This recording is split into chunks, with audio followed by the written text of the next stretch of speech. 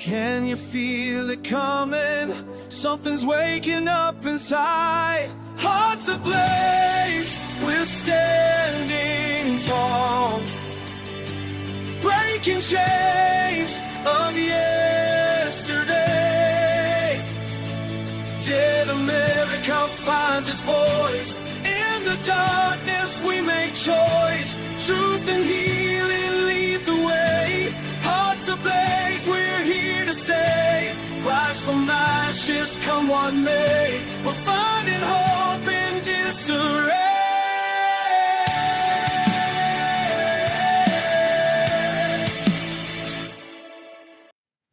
Today we're speaking with Ryan Reichert.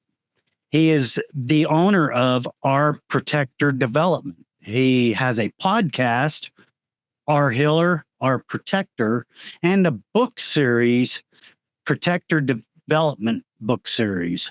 Ryan, could you please introduce yourself and let people know just a little more about you, please? Absolutely. Thank you, sir. Yeah, Ryan T. Reichert. Grew up in North Dakota. Started Our Protector Development, which was Our Protector LLC in the beginning, and it's now turned into Our Protector Legendary Leadership Company. He's kind of taken on coaching, professional speaking. The book series, as you discussed, there's God Only Knows When the Devil Comes for You, A Second Chance of Life, came out in June, and the Icarus Effect, the highs and lows of our emotions. We all have feelings. Will be released 30 September, but if someone really wants it, I can certainly get it out to them with an email and an address, and we'd be good to go there. And the third one's an editorial review, kicking around, what it'll look like if it's, supernatural or super intelligence, your spiritual journey through life and the 6 steps that get you there kind of thing. But, we got a lot of stuff shaking out, and it's super exciting, and just grateful to be on your platform here. Well, thank you for being here, Ryan. It's a pleasure. First off, thank you for your service. It's always a great thing to talk to service members. What started you off on your journey to what got you to where you are here today? Yeah, no, absolutely. It's long. It's coming up almost 47 years, but it started like in Hoople, North Dakota. It's Tatertown, USA. It's a village of about 350 people, so super small. I graduated with 11 other fine North Dakotans. And so, it was back in 97. But through all that, I came from, my mother was a school teacher, reading, writing, and then she did special education and vision impaired as she got, closer to 40 years in her teachership. My father, who grew up in Hoople, was in the Army, Vietnam veteran, and then came home from that, went back to school, and his dad got sick, so he didn't finish his degree at the University of North Dakota, and the Reichert's Insurance was the family business they had there in town. And so for me, entrepreneurship was something that, it'll take many years to get to the entrepreneurial side of things for me. It was not something I wanted. I looked at it as, it was a town of farmers, so we were kind of, excuse the language, but the bastard family, there wasn't too many businesses in town. And so, at the end of the day, for me, this is my perception of things. It's changed. Now today, but when I was younger, it was definitely us against them. I had a chip on my shoulder and so on and so forth.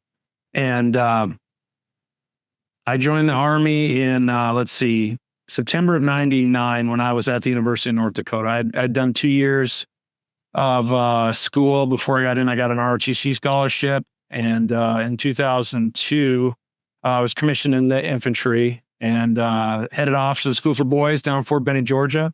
And from there, did another 20 years in the Army, retired as lieutenant colonel. So a trip to Afghanistan, Iraq, a couple other trips to Saudi Arabia. So just about 4 years in the Middle East. All the fun schools, airborne ranger, all that different stuff. And we were going to retire in Washington State. I was going to be a financial advisor for Edward Jones, my best friend. And COVID happened on my last deployment. And I have 2 adult girls today, and they came home with their mother, or came to Minnesota, where my former spouse, she's originally from. And while I was on employment, and their best friends we were retiring here in the Minneapolis area, and the 1 week trip turned into 2 weeks, turned into 3 weeks, and so on and so forth. And I got a call saying, we would really like to retire in Minnesota instead of Washington. And so we made the leap in 21, I want to say, moved the girls here. I finished up my last 6 months of active duty out in Washington, actually living with my best friend. So that was awesome for his family to take me in and stay at their house while we moved the family here. And then I got a Fortune 500 job after I retired. And that was about 2.5 years. And a year ago, I was laid off. And it was about 4 or 5 months into that, I think it was Taylor Brands. It kept popping up in my inbox. And I was like, I'm supposed to start a business. And so I think that was December of last year. And so I started the Art Protector LLC. And 30 December, our divorce was finalized in 30 December of 24.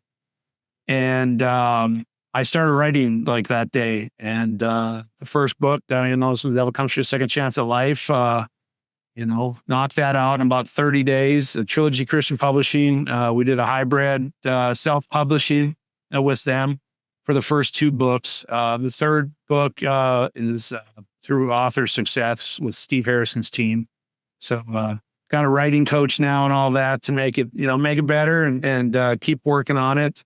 I do enjoy it. So it's kind of a crutch, to me now is to I'd rather write a book than, start working on the professional speaking, reaching out to the different associations or the Chamber of Commerce's and, trying to get on their docket to be a speaker at some of their events.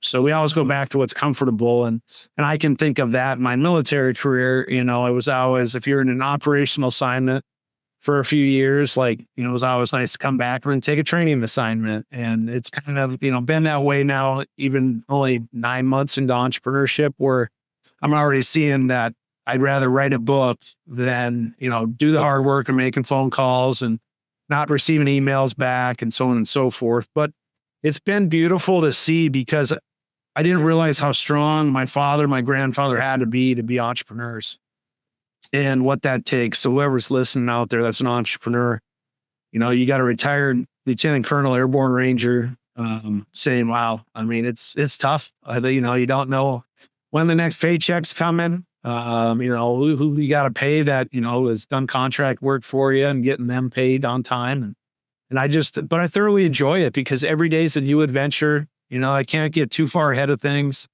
Look off on the horizon like I did. And that's where I struggled, I think, in the military. I got hurt in 2011 made a pretty solid comeback from it.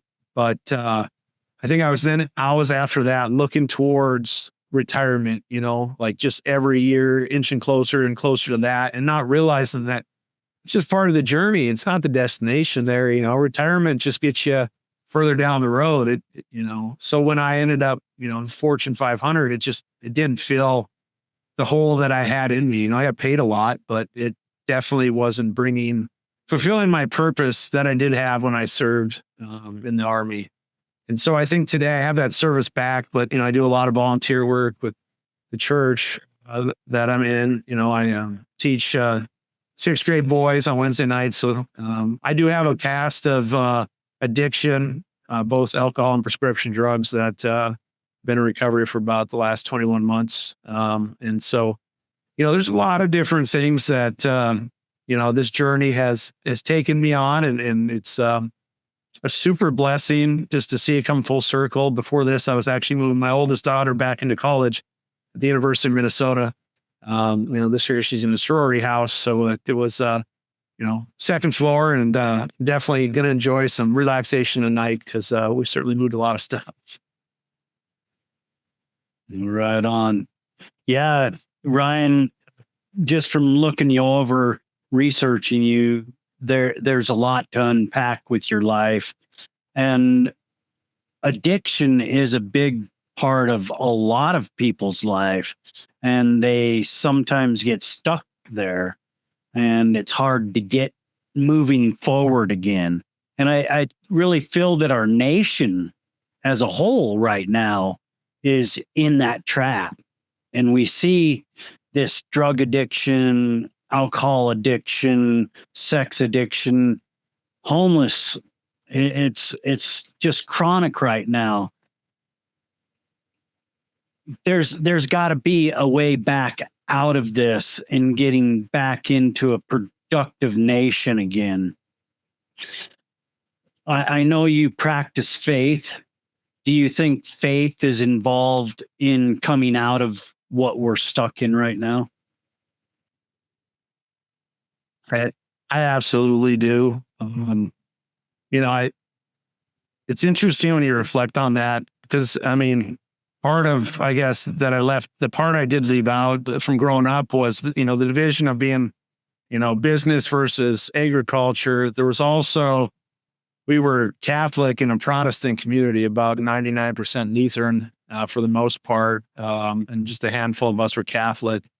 And to me, like, you don't label it as that. You just know that, like anything else in this world, if like your best friends go to this there, it doesn't matter what it is, like, and you're stuck over here, you feel left out. And, for me, that's what I felt growing up. And so then, in the military, we have that same division, like us, going over to Afghanistan and what we did over there, going to Iraq and we did in Iraq, and, going to Saudi Arabia and what we did with Yemen, Oman, and so on. So anyways, long and short is there's so much division that I believe, I'm a very much, raised Catholic, married Lutheran. Now I just follow Jesus Christ.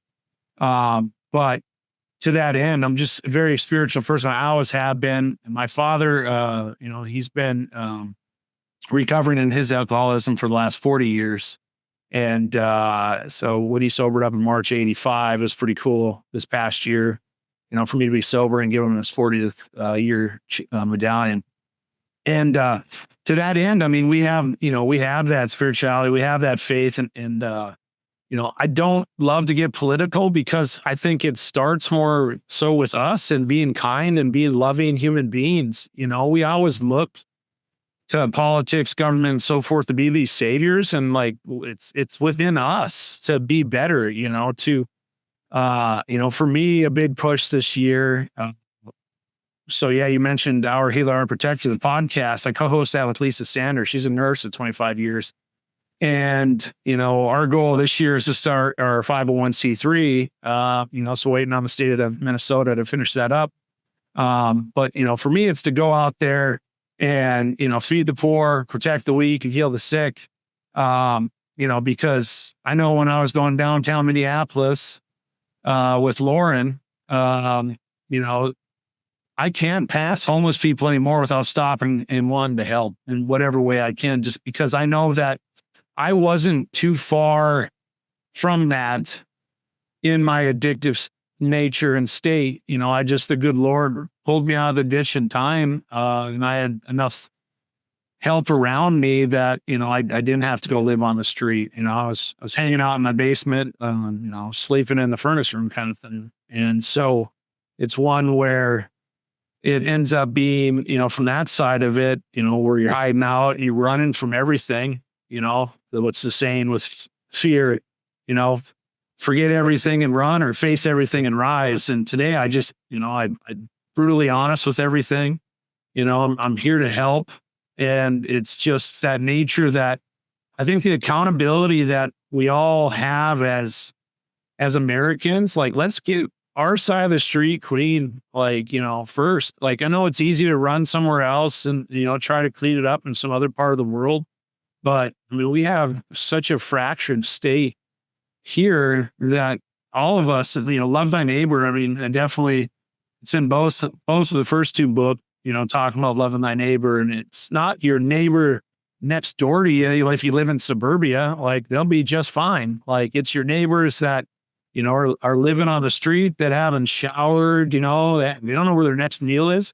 Like, I think back to Ranger School, when we had one meal a day and you eat it you know, whatever time, middle of the night, or, you know, in the morning in a patrol base, once you finally walked, I don't know how many tens of 20 of miles. And, you know, you were so grateful. And to me, it's the same goes for anybody else out there. And so I get pretty passionate about that because in a previous life, I was somebody who didn't care about anybody but myself.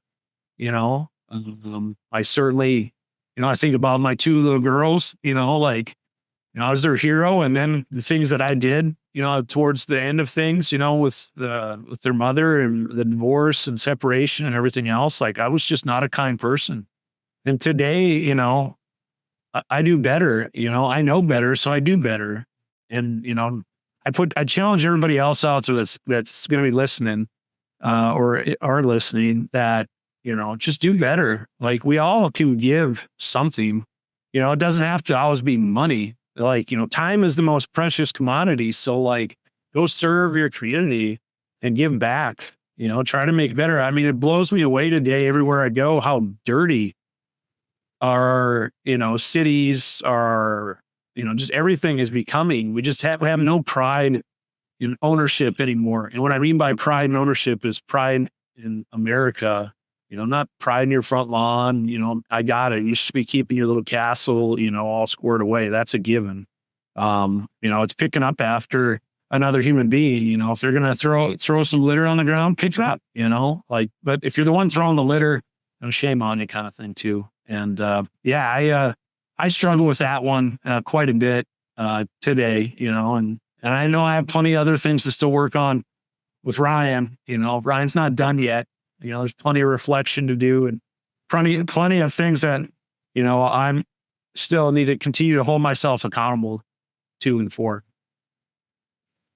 Yeah. Well, I really believe that if we start with that approach, accountability, everything else kind of lines up because, you know, everybody's looking at you. What are you doing? And if you're doing the wrong thing, they have the mindset, well, it's okay for me because Bob's doing it, Joe's doing it. So just do the right thing. And then there's no excuse. And I really think that that's one of the ways out of this. So tell us about the journey of writing these books. You said within 30 days you had a book written. That just blows my mind away. That's dedication or a lot of focus. What is it? Wow. It's not me. It's not me. It's just divine appointment. I was just listening. I've found, well, let's see if I got a copy of it. It'll be coming out in the third book here. It just went to first readers, but I call it our protected development spiritual practices. It'll be a 90-day prayer and meditation journal, and kind of your work side of it. And this is what got me as I just started the journey in recovery. You know, going to meetings, having a sponsor, doing the work, and from there, you know, my faith practices started getting stronger and stronger, going back to church. Went to a course, you know, called Alpha, which was a great help. A lot of the things that I had either forgotten since growing up in catechism or whatever, but it was pretty special. And then joined a Bible study about a year ago, and in a few other groups. But this takes you through what I call your, you know, spiritual. You can't have spiritual without ritual. So I look at rituals capitalized, you know, the SPI, it really, I mean, it's there because I believe, you know, in spirituality, but it's really the ritual. It's the habits that you take on every day. And so for me, it's upon awakening, it's some attitude, gratitude, it's prayer and meditation. So what that looks like today for me after doing this for a number of months is I don't set an alarm. I just naturally, the good Lord wakes me up somewhere between 2:25 and 4:08 in the morning, depending on, I guess, what good and evil needs to be fought in this world. Feed May. May is a 3-year-old golden doodle. She is, who saved my life when we went through all this, 20 odd months ago now.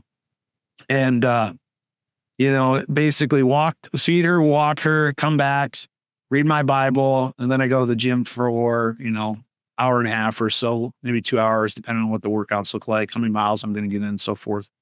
And then your daily actions from there, it's a real easy one. I call it now like your, I don't know, the 6-step method to thriving today or something like that. But it's smile, say please, say thank you, say excuse me, say I'm sorry, and then you repeat that all day long. It's literally that easy. And you got to make eye contact or whatever. That's important too. You write down 10 things you're grateful for. And if you don't have 10, I always say, start with 3. I mean, we all have 3 things we can be grateful for. You can hear, you can see, you can talk. That was 3 just off the bat. Not everybody has that, ability, to have one of those 3. Pray for 3 people you do not adore. And then you work on your 3 daily wins. So physical win, walk, run, lift, swim, whatever you do physically. A mental win, read, write, create, learn, something else that you want to come up with. Your spiritual win, which is pray, meditate, study, grow, whatever that looks like. And then you do an after action review or an AAR from military. That always worked when we did operations or exercises. But it's like, where do I sustain in my wins? Where do I improve in my wins? And then what actions do I need to take in my wins? And, we can talk a lot, right? We're always great at talking. It's those actions of doing it every single day. And I always say growth over comfort or discipline over feelings. Trust me, I do not want to wake up whenever that is 2:25 to 4:08 in the morning and then do what I do. I don't want to. I don't feel like it. But I do because I know that I have work to put in, and that work has been the books. There's going to be an online course that comes out here at the end of September. There's also going to be an application that will roll pretty much everything in together to have one community, holistically speaking, with, whatever we work on under the sun as a group on top of what's been built out so far, excuse me.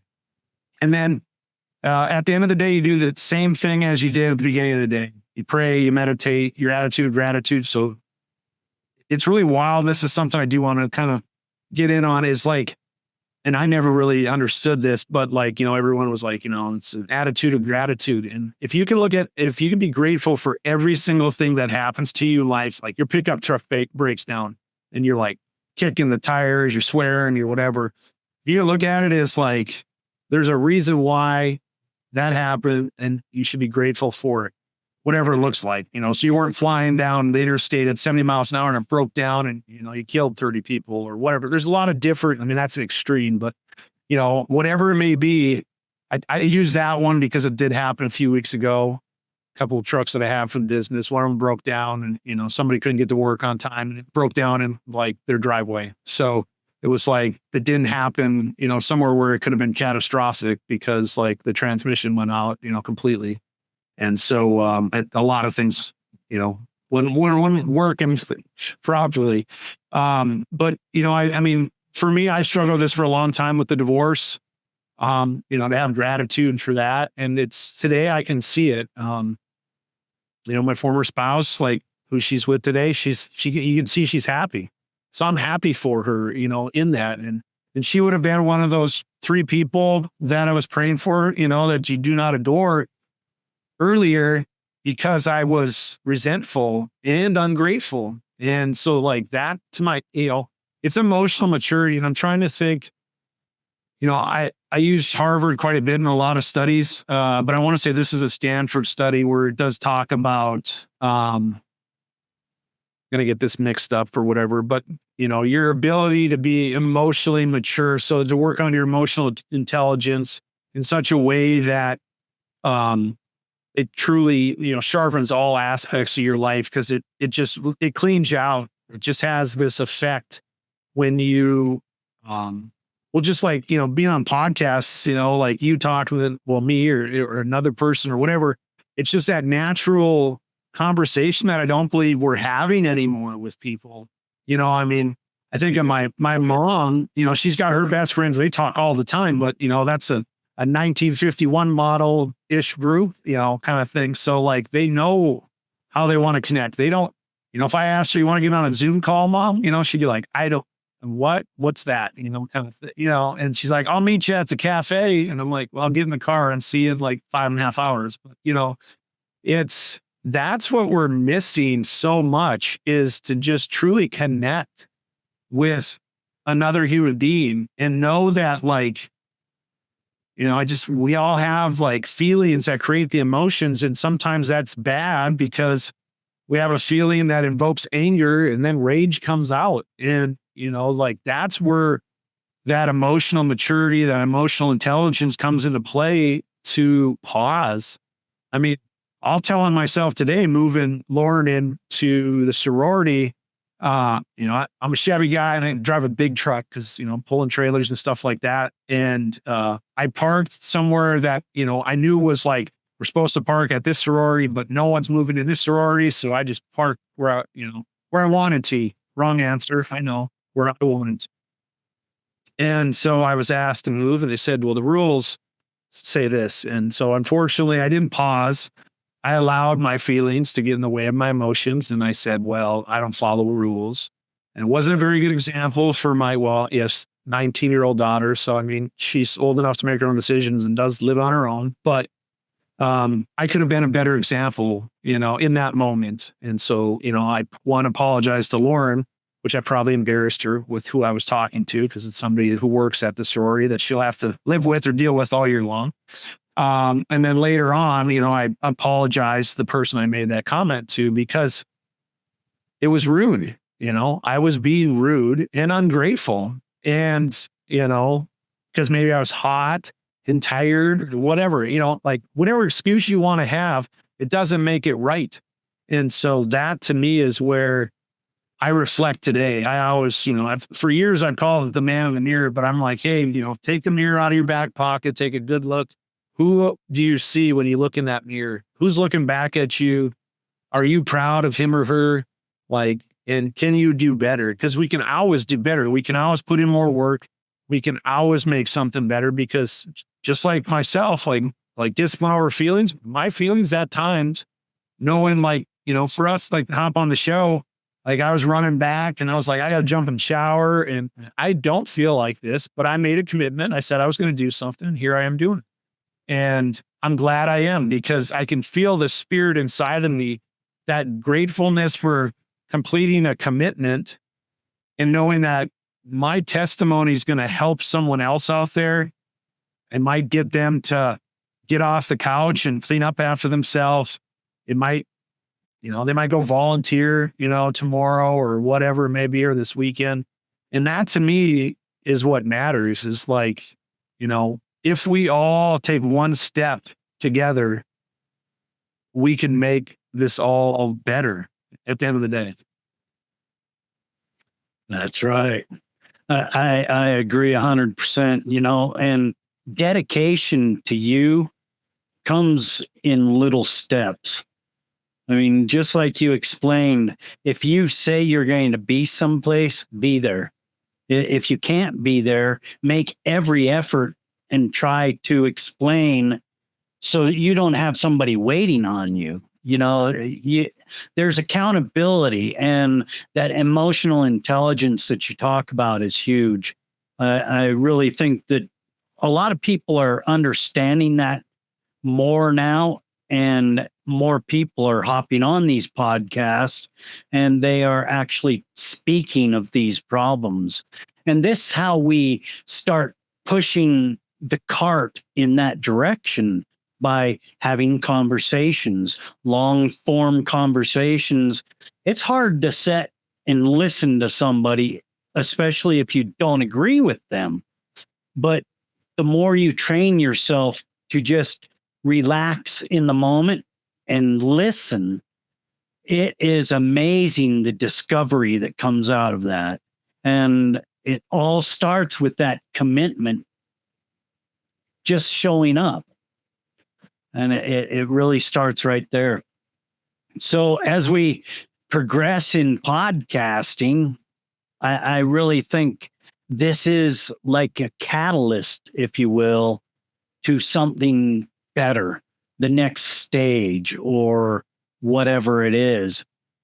So how are you driving your podcast right now, and what direction are you going with that podcast? Yeah, it's definitely it's Christian, faith based. Does focus on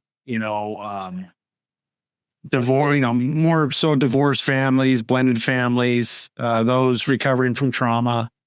We we kind of normally do a couple of months where it's just Lisa and I, and just walking through what life looks like.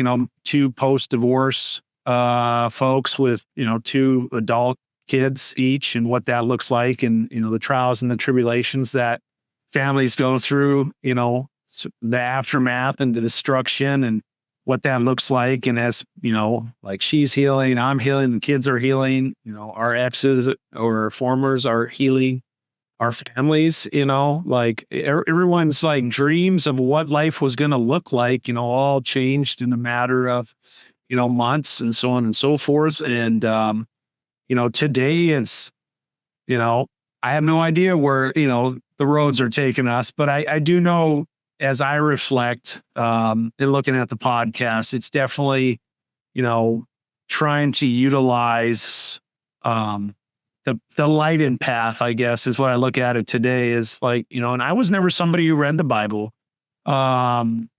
before, for whatever reason. I know my mom was in Bible studies. I don't ever remember seeing my dad read the Bible. And, I had guys in the military that worked for me, and I'd be like, oh, geez, look at that Bible banger. And today, when I reflect on it, I'm like jealous that like I didn't get my stuff together, 5 years ago, 10 years ago, 15 years ago, whatever it looked like. And then I think about all the guys that I led, and to see who's still in their leading today. And I'm so proud of them. And I hope that I was not, being a poor example. Use me however, my dad would say this quite a bit, use me however, I should, as a good example or a bad example, but, just utilize me, to where it is. There's a lesson to be learned, or it's a blessing, however you look at it. And so I think for us, Lisa and I, we definitely focus on that. And then, our guests always have some form. Like, we had Tom Banner on a couple weeks ago. He does Dads Who Lead, and I don't have his book to show it and help promote him, but he had a son when he was in high school, and, went through the whole, how hard that can be. And it's amazing today that he leads fathers and sons on retreats, weekend retreats, where they do a lot of different adventures together, and how it tightens those bonds very rapidly, and so forth. And to know that, he made a lot of hard choices with his family to, make sure that his son, wasn't lost into the whole side of things when, I can't imagine, I was like 27, 28 when I had Lauren, and, 29, 30 when we had Boo. So it's like, to me, I'm like, boy, I was like, like you had a teenager when you were that age, So, we've had other guys, Brian Bogart, like he, was in an accident, and, his one arm was torn off and then reattached. So, he has a bit of a deformity there in it, and talking through that trauma. So, the focus always is the recovery side of it, knowing if you put the work in and you never give up, like, there's no pot of gold at the end of the rainbow, but there's a beautiful, mysterious, graceful light in it all that I can't describe it in such a way, because it's just so amazing, just to understand today that, not all days are sunshine and rainbows, but like, you just know that, like, if you can live in a state of gratitude and your attitude's always in that, like, you just got to have the ability to always go like, okay, like, I can come into this being sourpuss, angry, resentful, hurtful, and just think all the things that I was. And gosh, I must have been just like a miserable person to be around. Maybe some people say I'm still a miserable person because I, preach discipline and growth over comfort and all this other stuff too. But I only want it knowing that, like, if you put the work in, like, there's so many just golden nuggets inside all of us that are waiting to be, found out. If we just put a little bit of work, a little bit of discomfort, in, like, I mean, I was 50 pounds. I gained 50 pounds after I retired. In 17 months, I gained 50 pounds. And, today, I still got a little bit of it left. I think a lot of it maybe turned into muscle, which is a positive thing. But like, it's just to go like all those years of being disciplined, in a way of just living, but naturally it was part of the profession. Why can't we do that today for businesses? Like, why is it all about like work when you go to work? Like, why can't we allow people to pay them to work out? Why can't we look at having a healthy cafeteria, at the corporate center for them to eat, healthy? And, I acknowledge like all the different things. I mean, I've been on both sides of that, when it comes to budgeting and the bottom line at the end of the day. But I just think about life and know that I think the final thing for me was like money. It was this, my God-sized hole, like, I was like, I filled it with everything. And I was like, okay, when I make X, that God-sized hole gets filled, and I finally, started and get paid to where I'm like, when am I going to start feeling better? Kind of thing. Cause I'm making good money. We got lots of stones. And, then it didn't, it didn't. And so that for me is really what summed it up, and realizing, it's the journey, not the destination. It's one day at a time. Control what Ryan can control. And that is just Ryan, that's all that he can control. That's all that any of us can control. And in knowing that if we smile and, just try to be a kind, loving human being, to ourselves and everyone around us, like it just keeps getting better. Cause, it just check out the circles you're running in, if you're somebody that's miserable, you're probably hanging out in a miserable circle, and you all just sit and complain about whatever isn't happening in your life because you're not going to put the work in. There's a lot of things. And when I look at that to me now today is you can't put yourself back in those situations because, unfortunately, a lot of people don't want to see anybody succeed but themselves. It's that selfish nature. And, so get in circles where you're promoted to excel and do good. And, yeah, it's about that simple. Yeah. Yeah. So it's almost 2 years since you've had any issues with addiction in your recovery. How does that make you feel? Good. But I also know, like, how do you put it? It's something that like, I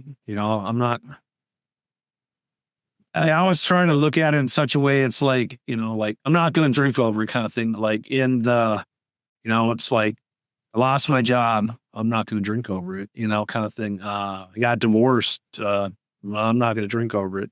One of my children, doesn't, have a relationship with me. Not going to drink over it. It's that side of life, I guess, that, I'm giving up one thing or two things, to have everything. And so that's how I look at it today. It's like, I guess it would be if I would, if you were, I gained 50 pounds. So it's like, how do you lose 50 pounds? Well, nutrition is a huge thing. So it's like, I don't go across the street from Hy-Vee since I live across the street. And for many, many, many moons, I'd go over there and, eat my feelings away when I quit drinking kind of thing. And, now it's like, I was telling Lauren that today. I was like, it's like sugar doesn't even taste good to me anymore. Like, because you start to develop better habits, it's like amazing what vegetables, I think there's this whole thing, moms. Yeah, I know, Mom, I'm listening. I did listen, but where we, so I think getting back to that is where I really go. It's real. It sounds terrible to make it that simple because it's not that simple, but it is that simple. It's just today, I love it. I love all the folks that like I get to have in my life that want to be in my life, that choose Ryan, because it's one that I think before I was always trying to make everybody happy. And, when you have people tell you you're too much, so then you make yourself small. You shut yourself down, you go hide. For me, it was, everyone goes to bed at night, talk to kids and give them a kiss, tell them you love them. And, I'm going to go down and watch some TV and just like, go to the beer fridge or, whatever, go to the liquor cabinet, throw down some THC, all the different things that I was doing because I couldn't be myself. And today I can be myself and it's weird because it's like, before I'd be like, I'm proud of myself, but pride and ego would have been a thing of like to run around with like, I don't have anything that look like it, but like, oh, look at my trophy, look at my trophy, look at my trophy, it's kind of thing. It's like the books. Yeah, and I'm grateful that, that I was able to publish a couple books. But I'm like, they can be better, so I'm going to like write a third one and it'll be better. I'm going to write a fourth one. It's going to be better. Write a fifth one. It's going to be better. Another side of it is it's going to help people, like the first one, anybody that's suffering, addiction, divorce, estrangement, all of that or whatever, like it's your guide to like, it's me hopping in the hole with you and going like, let's get through this together, and it's an easy read. It's like, I don't know, like 106 pages or something. Like, I think you can 85, 90 minutes, you could probably read it.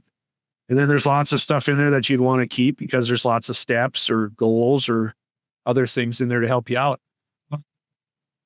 To me, I like the Icarus Effect better because this is one that I'm really passionate about today is like, and kind of calling us all out. These males that, like everyone's like, oh, you're an airborne ranger, you were a stud and all this blah, blah, blah, blah. And I'm like, I was a boy for 45 years of my life. I lied for 45 years of my life.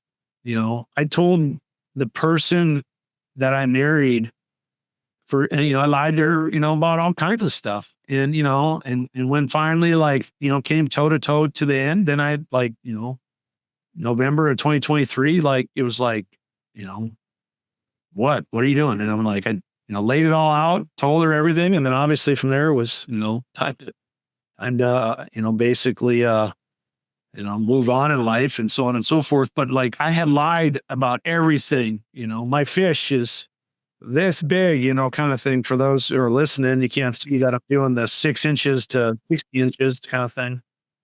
But I just so frustrated to that end of like, to be a man, like you have to you have to be brutally honest no matter what. I think Jordan Peterson, I've heard him speak a number of times now. And, the big one is like, by telling the truth, the absolute best case scenario happens, because if you lie, like it just prolongs the inevitable. So all you're doing is just moving the goalposts in the, not in the direction you want them to. They just get further away and you get more and more miserable and you wonder what's going on in your life. And don't worry, somebody's listening, somebody's taking notes as much as, yes, his son did die for us. And there is mercy and all that, but I don't believe that doesn't mean that we, you have to repent, you have to change, in your evil ways on this side of the turf. Otherwise, I can't see it any other way. But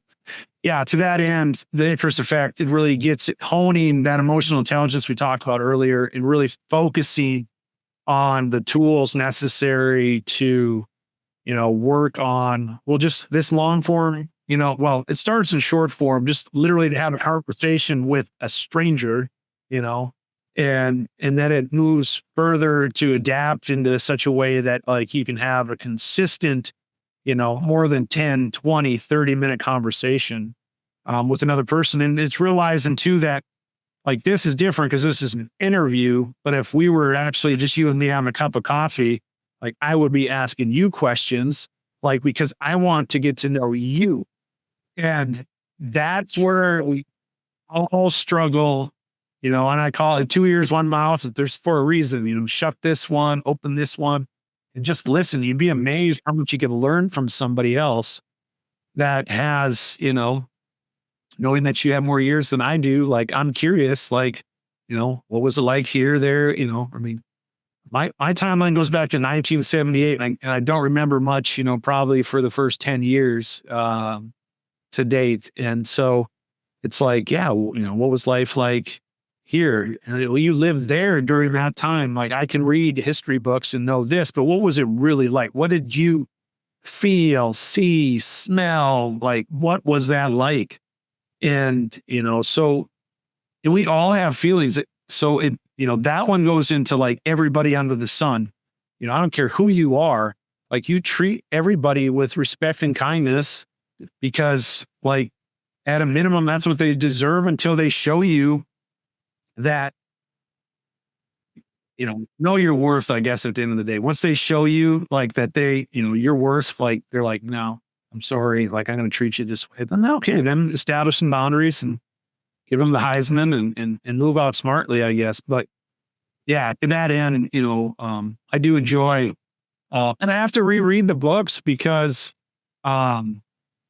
it's one of those where I'm focusing on in the third book, You Make Mad is as good as it can be. Like the first two books, like I said, grateful that they're part of, a collection now or a series or whatever you want to call them. But, the biggest thing is getting them in the right hands so it can help people. That's the bigger thing, because I see it time and time again, when you go to different, hospitals, treatment centers, so on and so forth.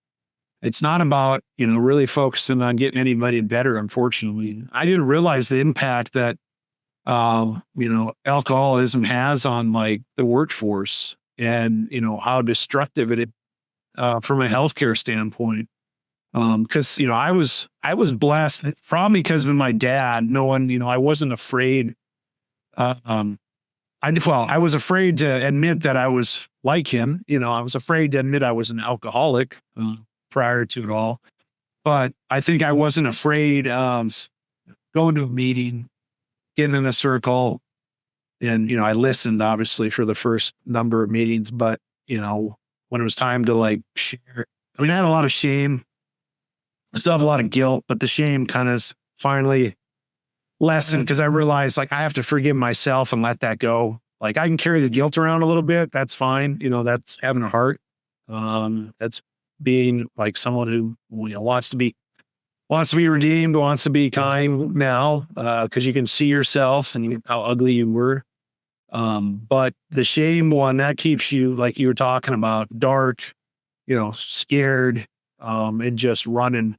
And so, yeah, absolutely. That's kind of what life is, isn't it? It's a chase, a game. And, it doesn't necessarily mean that you're the winner at the end. It just means that you've taken the time to play it. And the game is always different for the different people. So I really agree. You got to slow down and enjoy yourself. It's about the experience, and it's not about where you're going or how you're getting there. I like to concentrate on people now because it helps me develop myself. And that's what brought me to podcasting, and podcasting really helped me develop these skills to shut the one hole and open the other two. And it really does help you experience life in ways that I never thought was possible before. Ryan, is there anything else you want to share with us today before we end up? I was the only thing that popped into my mind as you were kind of sharing that is just I never liked reading books. It was never something that for me. I was just like, my mom was a reading teacher. I was in third grade, getting ready to get held back, and I couldn't read. I'd lied. Here we go, going back to lying. I'd lied about it, kind of thing. I'd get picture books and tell stories, out of them. And it was, wow, he's really young to be reading. And so, they probably cheated off everybody's tests and stuff like that to keep going. And finally, it was found out in third grade. And so my mom, like anything else, she's like, it'll be okay. We'll put in the work. We'll get you help. We'll figure it out. And I did. I guess where I'm going with this is the sense of humor that I believe, and we can all believe whatever we want to believe, but I believe that the good Lord will protect us from our greatest gifts until were truly mature enough to be able to hold them. And so, like I got my master's degree in the Command and General Staff College 10, 12 years ago, so I read 50, 100 books on leadership and, wrote one on leader development. And it was funny because it was, leader development, let's see, communication, trust, and legacy. And, I laugh as we're getting through this and through our last 40 odd minutes of talking, we've communicated, which is built trust, and knowing that a couple of podcasters will continue to, give this out to others, along the way. And where I was going to circle back with the reading is today I love to read. I can't read enough to know that like somebody, if they write a book, like I haven't gotten into this one yet, but it's Peak Mind by Amishi Jha or whatever. But like, I'm just like, how many books did he read to bring me 350 pages and his life experience like that? You can download somebody's life in a book and how many other books that they've read. And it really just, I'm just thinking of the doors it can open that you don't even know exist inside of you yet. One, because you're not emotionally mature, you're not emotionally intelligent. I'm sorry. It sounds harsh. I know. But what I'm trying to do is be that catalyst, be that spark, whatever it looks like, because I know we have an army out there of folks that your gifts are right that close. Like you're 1x away from whatever it is. And you watch Netflix all night long, or, you're 1Y and you doom scroll, on your phone all night long, whatever it may be, it goes back to discipline over feelings. And like I said, I'm right there with you. Like, if you follow me on the world, you'll hear me get on there, in the mornings, and I do not want to do this. Like I'm doing it because I have to do it, because otherwise I'll die if I don't. What does that mean? Well, it just means that I will go back to doing the same thing I was doing, 20 odd months ago. And that won't be good. It'll hurt a lot of people, and I'll just be a detriment to society. And, maybe some folks out there will be like, see, told you couldn't do it, and that's still one of them too. Maybe every once in a while it's like, hey, like just give me time and I'll make you proud. And it's just one of those, and that's that side of it. So put in the work, and together we're stronger. So let's do it together. That's right. That's right. And a little bit more value there is, I remember I used to live in Salt Lake City Valley, and I worked in Magna, Utah, lived in Sandy, Utah, and it's way across the valley. Miles and miles. And I was told I'll be there at X o'clock PM to pick you up. And here X o'clock comes and nobody's here to pick me up. I have a choice to stand around and wait, or I can start my way home and get there. I started my way home so I could get home. Don't wait for somebody, because if they're going to tell you X this and then you're waiting, how long are you going to wait before you figure out it's an undependable person? The quicker you deduce your situation to the most vulnerable, that's the answer. So you're gonna spark some stuff then here. Yeah, you're gonna open up that one of like seeing one's potential versus their performance. And that can be something extremely detrimental to all of us. Is not potential. That doesn't mean it'll ever happen, so look at performing. Look at performance. How well has that person performed? Could be, your partner, could be, your coworkers, the subordinates, whatever it looks like, friends, family. I mean, it's just one like, you're always like, oh, I know they can do better. Well, have they? Have they? And I get it because I was one of them. I mean, I like Ryan's potential way up here or whatever. Ryan's performance like was, well, way down here, but so yeah, today it's like, actions speak louder than words. Just, keep putting the work in, keep your nose to the grindstone. It's okay to rest too. It's okay to take a break.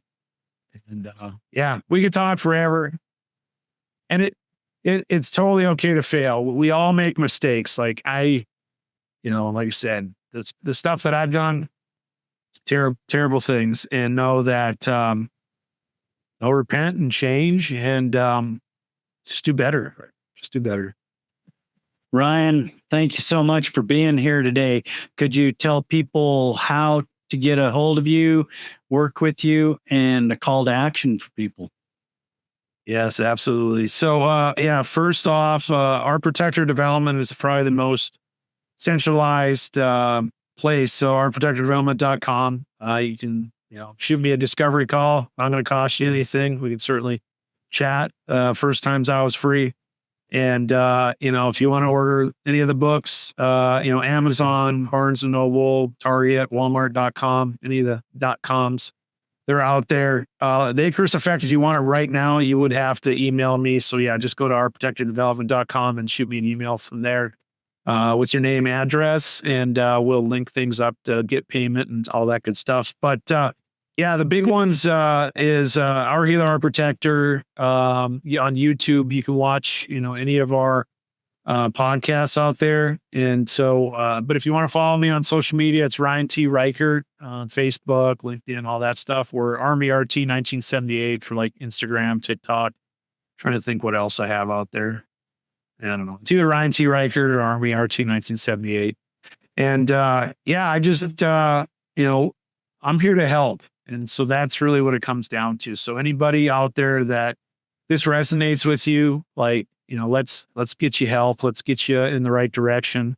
Because not all of us have, or we don't feel, and I'm going to talk about feelings here. We don't feel that anybody's looking out for us. Don't worry. Someone's looking out for you. You just haven't met them yet. And so keep your chin up and be kind, because he loves you and I love you. So I appreciate it. Thanks, Ed. Amen. I like that a lot, Ryan. Thank you for being here, sir. And one more time, thank you for your service, sir. Thank you.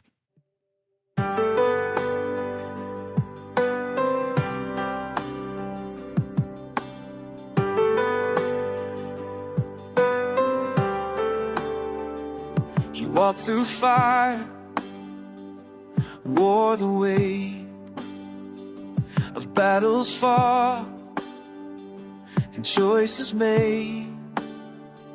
From broken roads to brighter days, grace met him in amazing ways.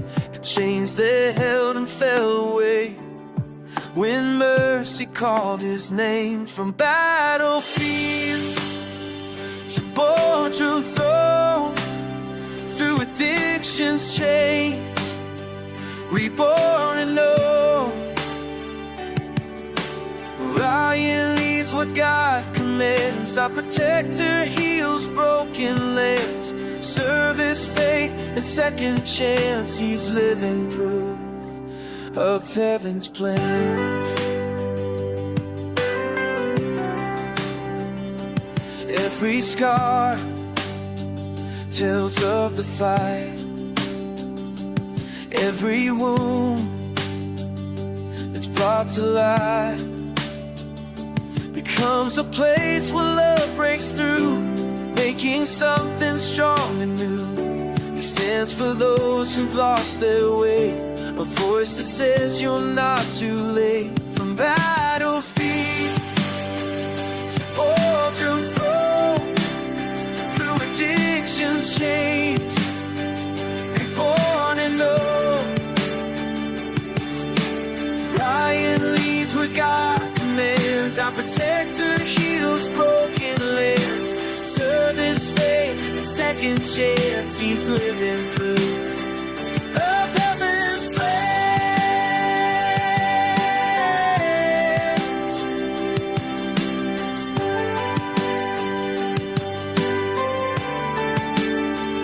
From the broken heart, he understands. He's been down low, he's reached for a hand. Pulled him up, turned him around. Now he lifts us on the ground. From battlefield to boardroom throw, through addiction's chains, reborn and know. Ryan meets what God commands. Our protector heals broken lands. Serve his fate, second chance. He's living proof of heaven's plans.